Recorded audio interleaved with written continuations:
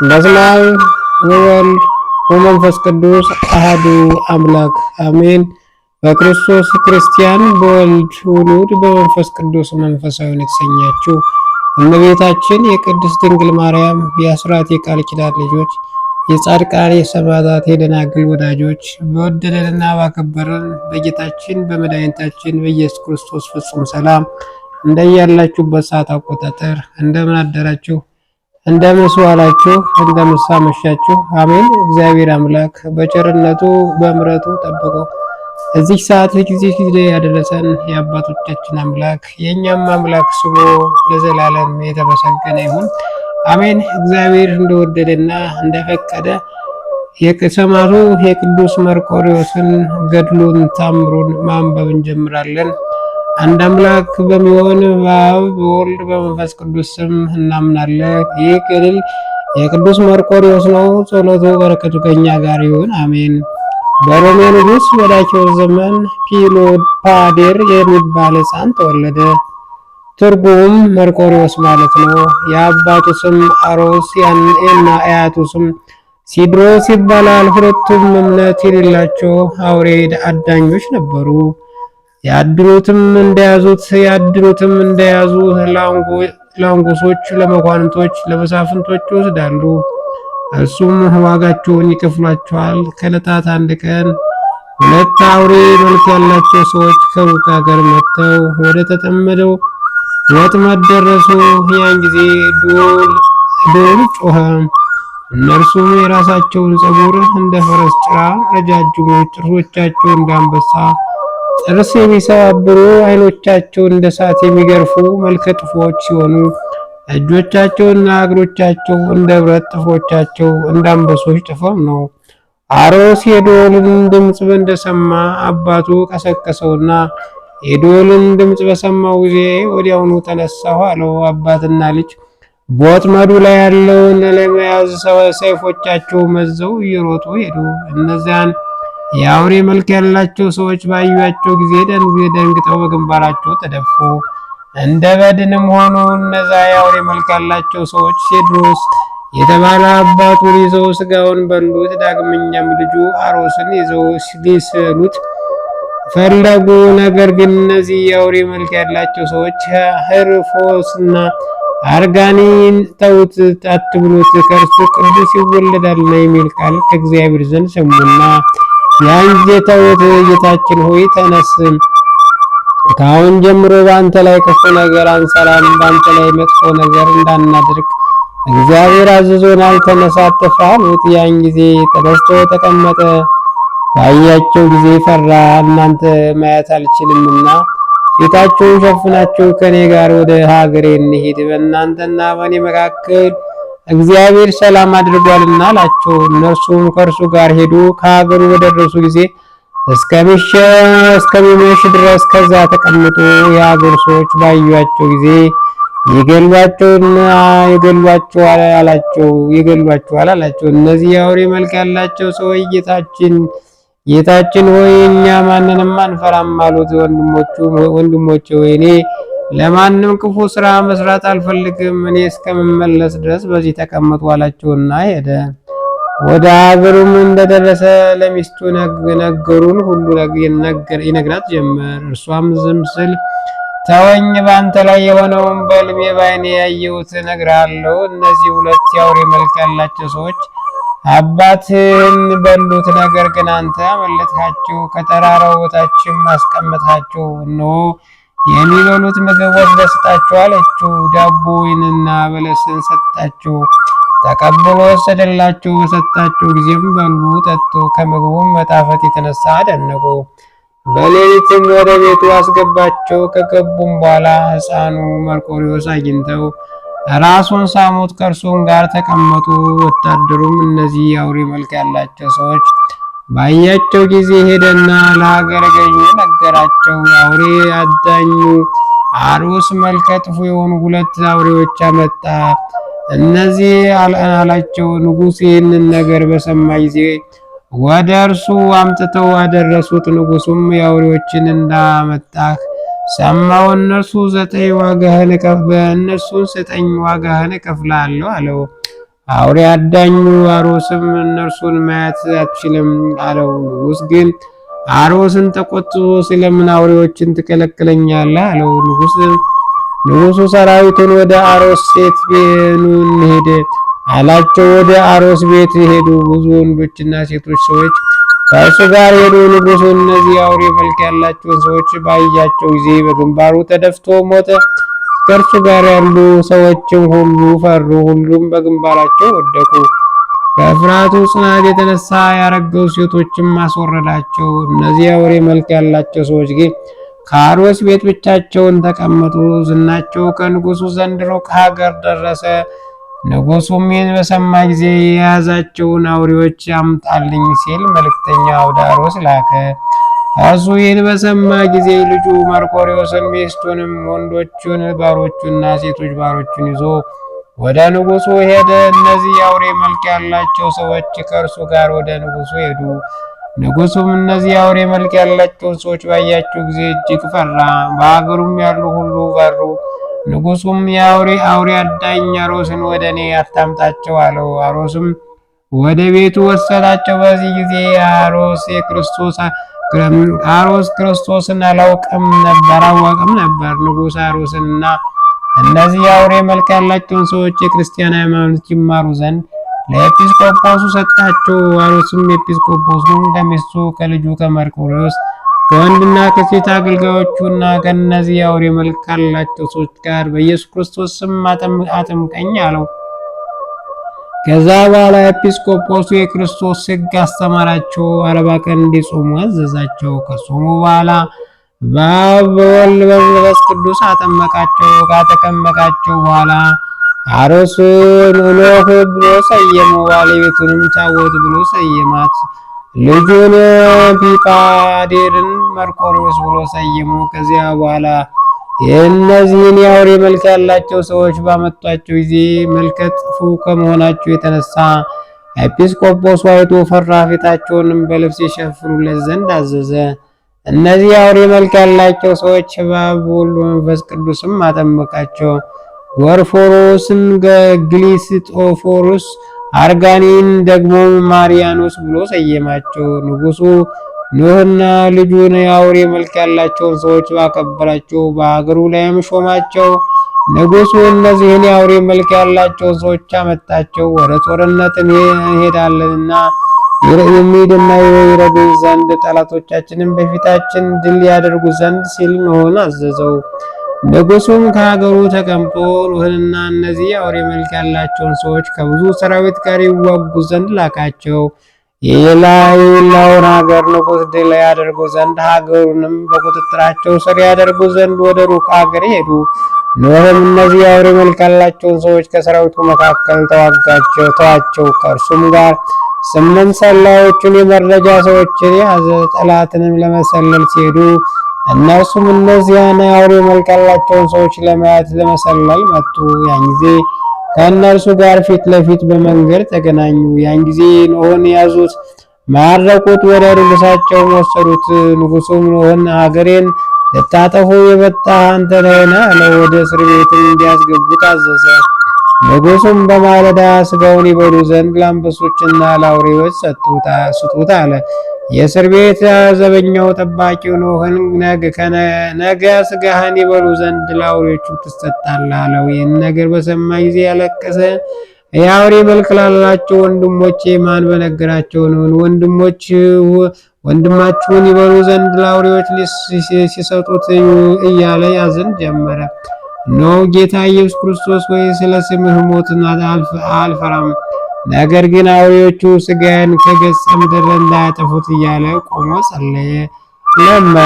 ያን ጊዜ እግዚአብሔር መልአክ ቅዱስ ሚካኤል ወደ እነዚያ የአውሬ መልክ ያላቸው ሰዎች ወረደና እስር ቤት ወዳለ ወንድማቸው ኖህ ሂዱና አድኑት፣ ስጋውን ይበሉ ዘንድ ለአውሬዎች ይሰጡታልና እነሆ እግዚአብሔር እንደቀደመው ብርታትን ሰጥቷቸዋልና አላቸው። የአውሬ መልክ ያላቸው ሰዎችን በሰሙ ጊዜ ወደ ሀገሩ ገቡ። የንጉሥ ሰራዊቶችና የሀገሩ ሰዎች ባዩአቸው ጊዜ በግንባራቸው ተደፉ። ከድንጋጤያቸው የተነሳ እነሱን ውስጥ ብዙ ሞቱ። ሴቶች ልጆቻቸውም ትተው ሸሹ።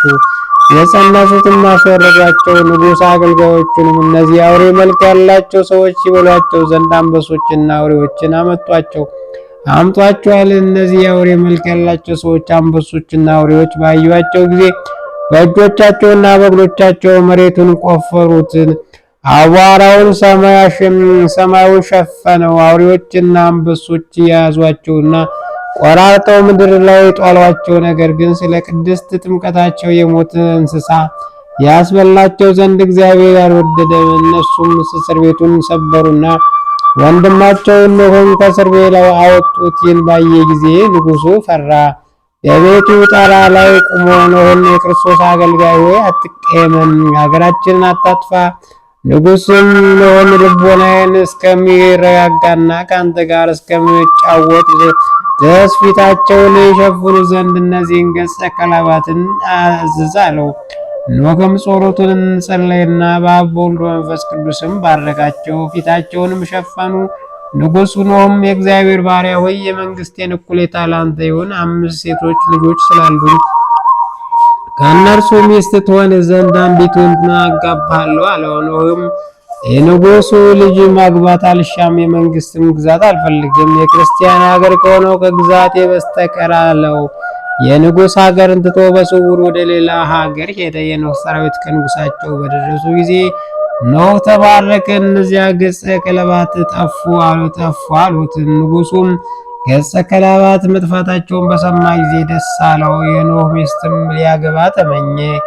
ነገር ግን ከኖኅ አሽከሮች አንዱ ምርኮኛ ሰምቶ ለኖኅ ሚስት ነገራት። እመቤቴ ሆይ አንደኛ ስለ ባልሽ አሟሟት በንጉሥ ሴት የሰማሁትና ሁለተኛም ንጉሥ አንቺን ሊያገባሽ በፈለጉን ሁሉ አሳዛኝ ነገሮች ዛሬ እነግርሻለሁ አላት። ልጄ ሆይ ጥሩ ነገር አደረግህ፣ እግዚአብሔር ይባርክ። ከዚህ ልሽሽ እፈልጋለሁ። ከኔ ጋር ልትሄድ ትፈልጋለህን ወይስ አትፈልግም አለችው። እመቤቴ ሆይ ከአንቺ ጋር ልሂድ አላት። ትንሽ ወርቅ ሰጠችውና ጠባቂውን ስጥ አለችው። ጠባቂውን ስጥ አለችው። ከእርሷ የሚበቃትን ያህል ብዙ ወርቅ ያዘች። ዳግመኛም ልጇ መርቆሬዎስና ምርኮኛውን ከእርሷ ጋር ይዛ ተሰደደች። ከዛ በኋላ በሌሊት ወጣ ወደ ሮም ሀገር ሄደች። በዚያም ተቀምጣ ሳለ ኖኅ ከእነዚያ የአውሬ መልክ ካላቸው ሰዎች ጋር ደረሰ። ከእርሱም አንዱ ስሙ ግልስጥፍሮስ የሚባለው ሰማዕትነት ተቀበለ። ሁለተኛውም ማርያኖስ ግን ተሰደደ።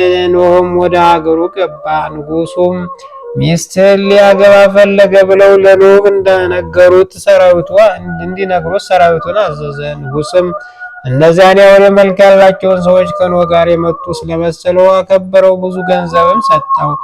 ንጉሥ ኖኅን አትዘን፣ እኔ ሚስትህን ካለችበት ልኬ አስመጣልሃለሁ አለው። ኖኅ ግን ስለ ሚስቱና ስለ ልጁ መርቆሬዎስ ፈጽሞ ያዝን ነበር። ወደ ኤጲስቆጶሱም ዘወትር እየሄደ ይጽናና ነበር። ኖኅ ኤጲስቆጶሱን አባቴ ሁልጊዜ በሚካኤል መታሰቢያ ቀን ዳቦውን በልብስ ከድነው ወይኑን በጽዋ ሸፍኖ ሲያመጡልኝ በሕልሜ አለው አለው። ኤጲስቆጶሱም ኖኅ የዚህ ነገር ትርጉም እንደዚህ ነው፣ ባለቤትህ የሞትህ መሰላት። ስለዚህም በሚካኤል በዓል መባና ቁርባን ስለአንተ ትመጸውታለች። ሁሉን የሚችል እግዚአብሔር ከእርሷ ጋር ያገናኝህ አለው። ንጉሡም ኖኅ ከሮም ንጉሥ ጋር እንዲዋጋ ፈለገ። በውጊያም የሮም ንጉሥ ሰራዊት ኖኅ ማረከው፣ ወደ ንጉሳቸው ወሰዱት። የሮም ንጉሥ ኖኅን አንተ የሀገራችን ልታጠፋ መጣህን? በምን ኃይል የሀገራችን ልታጠፋ መጣህን? አለው። ኖኅም የሮም ንጉሥ በእኔ ያለ ክርስቶስ ኃይል አለኝ አለው። የሮም ንጉሥም ኖኅ ክርስቶስ ታውቃለህን? አለው። ኖኅም ንጉሥ ድሮ አላውቀውም ነበር፣ ዛሬ ግን አውቀዋለሁ፣ ከዛሬ ጀምሮ አውቀዋለሁ አለው። ንጉሡም እውነት ተናገርህ አለው። እውነት ተናገርህ አለው። ኖኅ ንጉሥ ድሮ አረማዊ አውሬ አዳኝ ነበርኩ፣ ዛሬ ግን ኢየሱስ ክርስቶስ በቸርነቱ ክርስቲያን አደረገኝ። ሃይማኖቱን ጽናት በኢየሱስ ክርስቶስ ማመኑን ባየ ጊዜ ምሕረትን አደረገለት። ይሁኑትም ዘንድ 500 ፈረሰኞችን ሰጠው። በሰንበት ቀን ወደ ቤተ ክርስቲያን ገባ። ያን ጊዜ ባለቤቴ በቤተ ክርስቲያን ውስጥ ነበረች። የኖኅ ባለቤት ባሏ ተመለከተችና በልቧ የማየው ባለቤቴ ነው ወይስ የሴቶች ይህ ሰው የሀገራችን ገዥ ነውን? አለቻቸው። ሴቶችም አይደሉም፣ ሀገራችን የሚያጠቃ ጠላት ነበረ። ከዚያም ከንጉሥ ሰራዊት ጋር የሚዋጋ ነበር። ነገር ግን ማርከው ይዘው ለንጉሳቸው ሰጡት። ይሁን እንጂ እግዚአብሔር በንጉሱ ልብ አድሮ ኖኅን ምሕረት አደረገለት፣ ይቅርም አልዋት። ኖኅም ከቤተ ክርስቲያን ወጥቶ ወደ ድንኳኑ ገባ። የባለቤቱንም ቤት ከኖኅ ቤት ጋር የተቀራረበ ነው። የኖኅ ሚስት ልጇን መርቆሬዎስን ያማረ ልብስ አለበሰች፣ የወርቅ ቀበቶንም አስታጠቀችው። በዚህ የገዢ ፈረስ ላይ ውጣ አለችው። መርቆሬዎስም እናቱ ይህን ለምንድን ነው አላት። አገሩ ገዢ አምረህ ለብሰህ ሲያይ ወታደሩን እንዲያደርግህ ነው አለችው። ልጁ መርቆሬዎስም ይህን ነገር በሰማ ጊዜ አለቀሰ። ይህ ነገር በአባቴ ዘመን ቢሆን ኑሮ በተደሰቱ ነበር፣ አባቴም ከፍ ከፍ ባደረገኝ ባከበረኝም ነበር አላት። ልጄ ሆይ ሁሉንም የሚችል ሁሉ በእርሱ ዘንድ የሆነ እግዚአብሔር እሱ እንደ አባቴ ያከብራል አለችው። ሕፃኑ መርቆሬዎስም በንጉሱ ፈረስ ላይ ተቀምጦ ሄደ። ጭፍሮቹ ባዩት ጊዜ በእርሱ ላይ ጮኹ፣ ፈጥነ ውረድ አሉት። ንጉሥ ግን ጭፍሮቹን ተዉት፣ ወደ እኔ ይምጣ አላቸው። ንጉሡም ሕፃኑ መርቆሬዎስ ምን ትሻለህ አለው። መርቆሬዎስም ወታደር ልሆን እሻለሁ አለው። የመርቆሬዎስም እናት ከኋላው መጣች። ገዢውም ይህን ሕፃን ልጅ ነው አላት። አዎ ልጅ ነው አለችው። አገርሽ ወዴት ነው አላት። ሀገርም የለኝም አለችው። ንጉሡም አንቺስ ከየት ነሽ? እውነቱን ንገሪኝ አላት። ሀገሬ አፍራሲስ ነው አለችው። ስምሽ ማኔ ነው አላት። ስሜ ታቦት ይባላል አለችው። የልጅሽ ስም ማን ይባላል አላት። በፊቱ ፒሉፓዴር ይባል ነበር፣ ከተጠመቀ በኋላ ግን መርቆሬዎስ ተባለ አለችው። ይህን ነገር በሰማ ጊዜ ሕፃን ልጁ መርቆሬዎስ ያዘውና አፉን ሳመው፣ አለቀሰም። አንተ ልጄ ነህ አለው። እርሱም የመርቆሬዎስ እናት ሚስቴ አንቺ ነሽን አላት። ከሚስቱና ከልጁ ከመርቆሬዎስ ጋር ያገናኘውን እግዚአብሔር አመሰገነ። እርሱም ከእርሱ ጋር በአንድነት አመሰገኑ። ንጉሥ ዳኪዎስ ኖኅንና ልጁን መርቆሬዎስን አደነቀ። ኖኅንም ጠርቶ ብዙ ገንዘብ ሰጠው፣ የሰራዊቱ ሁሉ በላይ አድርጎ ሾመው። ከዛ በኋላ ኖኅ ትንሽ ጊዜ ተቀመጠና ከዚህ ዓለም በሞት ተለየ። ንጉሥ ዳኪዎስ ለልጁ መርቆሬዎስ የኖኅ አባቱ ርስት አወረሰው።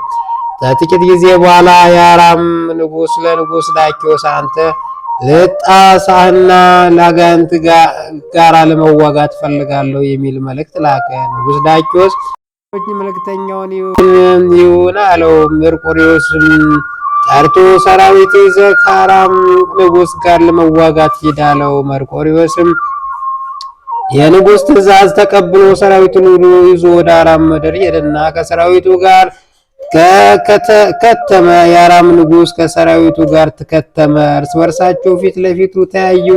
ከንጉሥ ዘንድ ነገ እንዋጋለን የሚል መልእክት ላከ። ቀኑን ዋሉ። በመሸም ጊዜ መርቆሬዎስ ከሰራዊቱ ጋር ተኛ። እግዚአብሔር መልአክ ገብርኤል ለመርቆሬዎስ በሕልም ታየው።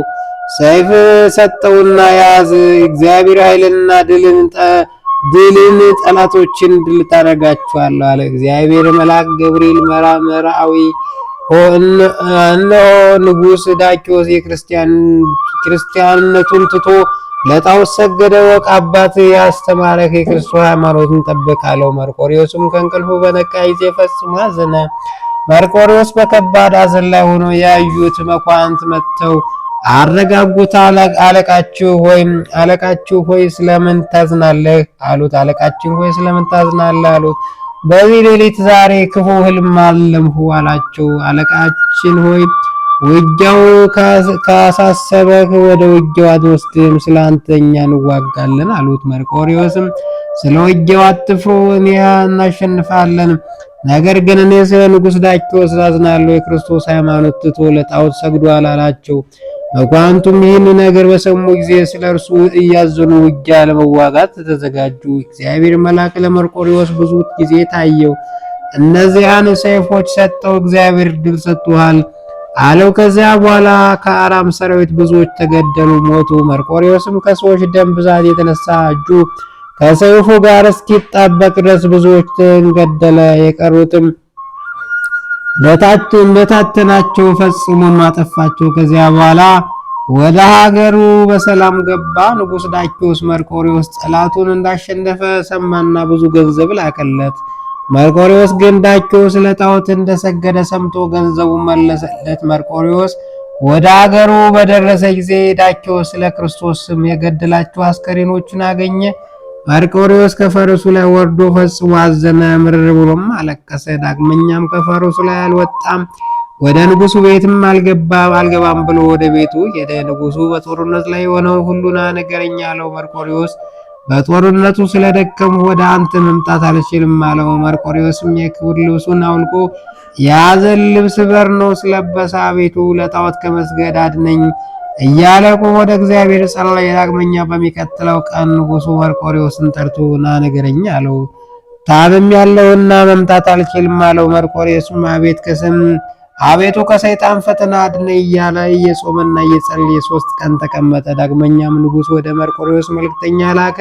ከዚህ በኋላ ወደ እሱ ሄደ። መርቆሬዎስ ሆይ በውጊያ ላይ የሆንኸውን ንገረኝ ትነግረኝ ዘንድ ስለምን ወደ እኔ አልመጣህም አለው። መርቆሬዎስ እኔ ሕመምተኛ ስለሆንኩ ነው አለው። ንጉሥ ዳኪዎስ መርቆሬዎስን የሰጠውን ሕዝብ ለምን አልተቀበልክም አለው። መርቆሬዎስም ንጉሡም በፊት አንተ ክርስቶስ ትወደው ነበር፣ ዛሬ ግን ክርስቶስን ተውኸው፣ ስለዚህም ገንዘብን አልፈልግም አለው። ንጉሥ ዳኪዎስ መርቆሬዎስን ስለምን የሐዘን ልብስ ለበስክ አለው። መርቆሬዎስም ንጉሥ በፊት አገልጋይ ስለሆንኩ እንዳንተ የመንግስት የክብር ልብስ ለብስ ነበር፣ ዛሬ ግን እኔ ኢየሱስ ክርስቶስ አገልጋይ ነኝ። ኢየሱስ ወደዚህ ዓለም በትሕትና እንደመጣ እኔም ልብሱን በትሕትና ለበስኩ አለው። ያን ጊዜ ንጉሡ ተበሳጨ፣ በልቡም እንደዚህ ጠላት ድል ያደረገ አላገኘውም ሲል አሰበ። ንጉሡ ሰራዊቱን የመርቆሬዎስን ልቡ ጠፋ፣ ለጣዖትም አልሰግድም አላቸው። ንጉሡም ስለምን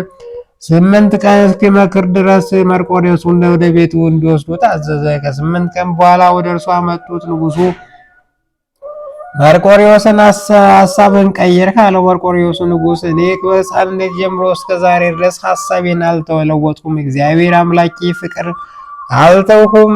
ንጉሥም አንተ በድሮ ክርስቶስን ተወደው በነበር ጊዜ የሚያስብ ልቦና ነበር፣ ዛሬ ግን አበድሽ፣ ክርስቶስም ተውኸው አለው። ንጉሡም በእርሱ ላይ ተቆጣ። መርቆሬዎስ ወደ እስር ቤት ይወስዱት ዘንድ ሰራዊቱን አዘዘ። ነገር ግን ንጉሡ ስለ መርቆሬዎስና ስለ ደም ግባቱ ጠላትን ድል ስለማድረጉ አዘነ። ከ3 ቀን በኋላ ንጉሡ ወደ እርሱ ያመጡት ዘንድ መልእክተኛ ላከና መጡት። ንጉሡ መርቆሬዎስንም ራስህን አትጉዳ፣ እኔ አልፈራህም አለው። መርቆሬዎስ ንጉሥ ጌታ በቅዱስ ወንጌል ሥጋችሁን የሚገድሉትን አትፍሯቸው፣ ነፍሳችሁን ግን መግደል አትችሉም፣ ነፍሳችሁን የሚገድሉትን ግን ፍሩ ያለውን አልሰማህምን አለው። ንጉሡ መርቆሬዎስ ሥጋው እስከሚቆራረጥና ደግሞ በምድር ላይ እስኪፈስ ድረስ እንዲገርፉትና እንዲደበድቡት አዘዘ። ንጉሥ መርቆሬዎስን ይህ ይሻልሃል አለው። እጁንና እግሩን አስረው ወደ እስር ቤት ይወስዱት ዘንድ አዘዘ። መርቆሬዎስ በመንፈቀ ሌሊት ቆሞ ጸለየ። ጌታ ኢየሱስ ክርስቶስ ሆይ ኃጢአቴን ይቅር በለኝ፣ እንግዲህ ስለ ቅዱስ ስምህም እሞት ዘንድ አጽናናኝ፣ ከቅዱሳን ሰማዕታት ጋርም ጨምረኝ። በእውነት ይደረግልኛል። የእግዚአብሔር መልአክ ሚካኤል ወርዶ በእስር ቤት የታየው እግዚአብሔር ኃይልን ይሰጣል፣ ከቅዱሳን ከሰማዕታት ጋር ይጨምርላል። ነገ ሰማዕትነትን ትቀበላለህ። ስለ ቅዱስ ስም መስዋዕትን፣ ዕጣንን፣ ቁርባንና ዘይትን የሚያቀርበው ሁሉ እግዚአብሔር ኃጢአቱን ይቅር ይለዋል። ስለ ቅዱስ ስም ለድሃ ለምስኪን ለተራበ የሚሰጥ ሁሉ እግዚአብሔር ኃጢአቱን ይቅር ይለዋል። ስሙን በሕይወት መጽሐፍ ላይ ይጽፋል።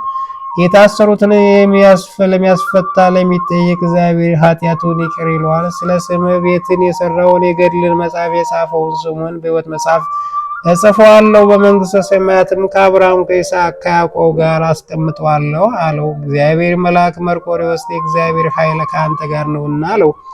ይህንን ከተናገረ በኋላ መልአኩ ከእርሱ ተሰወረ። ይህን እየነገረው ሳለ እግር ብረቱ ከእጁና ከእግሩ ተፈታ። መርቆሬዎስም ቆሞ እግዚአብሔርን አመሰገነ፣ ለመነው። በበነጋው ማግስቱ ንጉሥ መርቆሬዎስ ያመጡት ዘንድ አዘዘ። ሰውነትን አድን አለው። መርቆሬዎስ ንጉሥ አንተ ለጣዖት መስገድ ተው፣ ነፍስንም አድን አለው። ንጉሡም መርቆሬዎስ ላይ ተቆጣ። ወታደሮችም ይዛችሁ አንገቱን ቁረጡት አላቸው። ኅዳር 25 ቀን አንገቱ ቆረጡ። ጸሎቱ በረከቱ ከእኛ ጋር ለዘላለሙ አሜን። ዳኪዎስ ትንሽ ዘመን ተቀመጠና ሰውነቱ ሁሉ ትል እስከሚሆን ድረስ ታመመ። አንደበቱም ምላሱ ከአፉ ወጥቶ በክፉ አሟሟት ሞተ። በእርሱ ምትክ ለጣዖት የሚሰግድ ኡልያኖስ በሮም ግዛቶች ሁሉ ነገሰ። ካህናት፣ ዲያቆናት የክርስቲያኑን ሲያሳድዳቸውና ለአማልክት ለጣዖት አንሰግድም ካሉት አንገታቸውን ይቆርጣቸዋል። 2 ኤጲስቆጶሳትን አመጡለት። የአንደኛውም ስም ባሲሊዮስ የሁለተኛውም ስም ጎርጎርዮስ ይባላል። ሁለቱም አባቶች በክርስቶስ ሕግ ንጹሕ ምሁር ወንድማማቾች ናቸው። ኡልያኖስን ለጣዖት እንስገድ አላቸው። ኤጲስቆጶሳቱም ንጉሥ ሆይ እኛ ለጣዖት አንሰግድም፣ የእግዚአብሔር ጌታችን ኢየሱስ ክርስቶስ አምላክ የለም ያለ እግዚአብሔር የጌታችን ኢየሱስ ክርስቶስ አምላክ የለም አሉት። ንጉሡም ተቆጣ፣ ወደ ወህኒ ቤትም እንዲወስዷቸው አዘዘ። በማግስቱም ንጉሡ ኤጲስቆጶሳቱን ያመጧቸው ዘንድ አዘዘ። ንጉሥ ኡልያኖስ ባሲሊዮስ እናንተ የፍየው ጢም ሽበቴ ጠራቢ ልጅ የሆነ አምላክ የት ተሆነ አለው። ባሲሊዮስም ንጉሥ ለሰማዕታት መቃብር ሳጥኖችን ይጠርብ ዘንድ ተውት አለው። ንጉሥ ባሲሊዮስ አንተ ለነፍስህ ወቅ፣ እኔ ግን ከአንተ ጋር ስላደጉ ታግሻለሁ አለው። ዳግመኛም ኤጲስቆጶሱን እስኪመጣና እስኪመለስ ድረስ ራስህን ከልብህ ምከር፣ ከተመለስ በኋላ ለጣዖት ካልሰግድ አንገትህን እቆርጠዋለሁ አለው። ባሲሊዮስ ንጉሡን ወደ ጦርነት ሄደህ ከተመለስ ክርስቶስ ከማርያም አልተወለደም ማለት ነው አለው። ንጉሡም ተቆጣና ወደ ወህኒ ቤት ያግዙት ዘንድ አዘዘ። ከውጊያ እስኪመለስ ድረስ ጠብቁታልና ወደ ውጊያ ሄደ። ባሲሊዮስና ጎርጎርዮስም ከወህኒ ቤት ውስጥ በጾምና በጸሎት ተቀመጡ። ከወህኒ ቤት ውስጥ ቅድስት ቤተ ክርስቲያን ነበረች። በመሸ ጊዜ ባሲሊዮስና ጎርጎርዮስ ወደ ቤተ ክርስቲያን ገብተው ሲጸልዩ ምሰሶ ላይ መርቆሬዎስ ስላዩ ኤጲስቆጶሳቱ ኡልያኖስ በውጊያ ትገድለው ዘንድ ነፍሳችንን ወደ አንተ ወደ እግዚአብሔር አምላክ አደራ ሰጠን ብለው ሄዱ፣ ተኙ። መርቆሬዎስም ለባሲሊዮስ ከሃዲውና ርጉሙ ኡልያኖስ ተገደልሁት እያለ በሕልም ታየው። ባሲሊዮስም ጎርጎርዮስን ከእንቅልፉ ተቀሰቀሰው፣ በሕልም ያየውን ነገረው። ባሲሊዮስና ጎርጎርዮስ ተነስተው ወደ ቤተ ክርስቲያኑ ሄዱ። ወደ ቤተ ክርስቲያን በገቡ ጊዜ በደም የተበላ ጦር በእጁ ይዞ የመርቆሬዎስን ስዕል ተመለከቱ። ባሲሊዮስ መርቆሬዎስን ከሃዲው ኡልያኖስ ተገደልኸውን አለው። ይህ ስዕል ራሱን ዝቅ አደረገ። ኤጲስቆጶሳቱ ይህን ባዩ ጊዜ ደስ አላቸው፣ እግዚአብሔርን አመሰግኑት። መርቆሬዎስ ወደ ውጊያ በሚሄድበት ጊዜ ከሃዲው ኡልያኖስ በወጋው ጊዜ ከፈረሱ ላይ ወደቀ።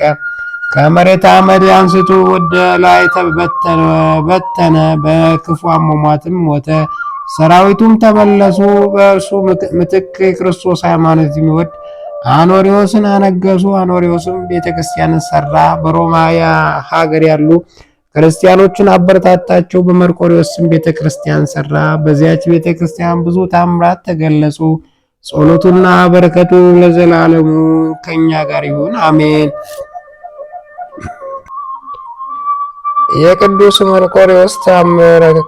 አንድ አምላክ በሚሆን በአብ ወልድ ወመንፈስ ቅዱስ ስም የሚነበብ የኢየሱስ ክርስቶስ ምስክር የሆነ የቅዱስ መርቆሬዎስ ተአምር ነው። ጸሎቱ በረከቱ ከሕዝበ ክርስቲያን ጋር ይሁን አሜን። ከተአምራቶቹ መካከል በቀጵዶቅያ በቄሳሪያ በተሾሙ ኤጲስቆጶስ ቅዱስ ባሲሊዮስ ዘመን ኡልያኖስ በነገሰ ጊዜ በጌታ ክርስቶስ ካደ።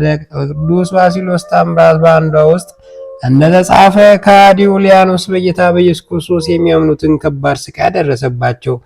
በቅዱስ ባሲሊዮስ ላይም ተቆጣ፣ አሰረውም። በክርስቲያኖች ላይ ከባድ ስራ ባበዛባቸው ጊዜ ቅዱስ ባሲሊዮስ ስለ ከሃዲው ኡልያኖስ ወደ እግዚአብሔር ይለምን ጀመር። ወደ ቅዱስ መርቆሬዎስም ለመነ። እግዚአብሔር ጸሎቱን ሰማ። ታላቅ ሰማዕት ቅዱስ መርቆሬዎስም ላከለት። በፈረስ ተጭኖ መጣና ከሃዲው ኡልያኖስን አንገቱን በጦር ወጋው። በፈረስ በምድር ውጊያ በክፉ አሟሟት ሞተ። ቅዱስ ባሲሊዮስም ይህን ራእይ በቅዱስ መርቆሬዎስ ላይ ባየ ጊዜ ፈጽሞ ደስ አለው። ታላቁ ሰማዕት ቅዱስ መርቆሬዎስ አካል ሥጋ ያለበት ቦታ ተገልጦለት እየጸለየ እያደነቀ ገባ። በአንድ ጊዜ ቅዱስ መርቆሬዎስ ሰይፍ ጦርን ከቅዱስ መርቆሬዎስ ስር ያለው ቦታ እስኪሞላ ድረስ ከእርሱ ብዙ ደም እየፈሰሰ ወደ ቦታቸው ተመለሱ። ያን ጊዜ ቅዱስ ባሲሎስ ጮኸ፣ የክርስቶስ ሰማዕት ሆይ የእውነት ጠላት የሆነ ኡልያኖስን ገደልኸው አለው። ቅዱስ መርቆሬዎስም በቅዱስ ባሲሎስ ፊት አዎን ገደልሁት እያለ በስዕሉ ላይ ራሱን ዘንበል አደረገ። ቅዱስ ባሲሎስ የእግዚአብሔር ክብር ምስጋና ኢየሱስ ክርስቶስ ሰማዕት የሆነ ቅዱስ መርቆሬዎስ ብዙ ታምርና ድንቅ ስራ አደነቀ። ጸሎቱ በረከቱ ከኛ ጋር ለዘላለም ይሁን አሜን። አንድ አምላክ በሚሆን በአብ ወልድ በመንፈስ ቅዱስ ስም መጋቢት 25 በዚች ቀን ከ72ቱ አርድእት የከበረ የተመሰገነ ሐዋርያ አንሲፎሮስ አረፈ። ይህም ከእስራኤል ልጆች ከብንያም ነገድ ነው። ወላጆች ኦሪትን የሚጠብቁ ናቸው። እነርሱም ስራቸው ባየ ጊዜ ትምህርቶቹን በሰማ ጊዜ ጌታችንን ተከተለው። ድንቅ የሆኑ ታምራቶቹን እየተመለከተ ጥቂት ቀን ተቀመጠ። ጌታችን በአገናይን የመበለቲቱን ልጅ ባስነሳው ጊዜ ከዚያ ነበረ። ይህን አይቶ ወዲያውኑ አመነ። ሌላት ምልክት አልሻም። ብልጭ ሲል የነበረ የአይሁድ የሕግ ፋና ትቶ ወደ እውነተኛ ፀሐይ ወደ ጌታ ኢየሱስ ክርስቶስ ቀርቦ ደቀ መዝሙር ሆነ እንጂ። ጌታ ኢየሱስ ክርስቶስ ካረገ በኋላ በጽዮን አዳራሽ ጽናኝ መንፈስ ቅዱስ በወረደ ጊዜ ከሐዋርያት ጋር መንፈስ ቅዱስ ጸጋ ተቀብሎ ሐዋርያትን በመከተል በብዙ ሀገሮች ውስጥ አስተማረ። ሐዋርያትንም በሀገረ አንቴና ኤጲስቆጶስ አድርገው ሾሙት። በውስጡም ወንጌልንና በመስበክ ብዙዎችን አሳመነ። የክርስትና ጥምቀትን አጠመቃቸው። በትምህርቱም በምክሩም እውቀት እንዲዳርባቸው አደረጋቸው። በትምህርቱም ከወደ ሥጋ ከደዌ ነፍስ ፈወሳቸው። ተጋድሎውንም በፈጸመ ጊዜ በሰላም አረፈ።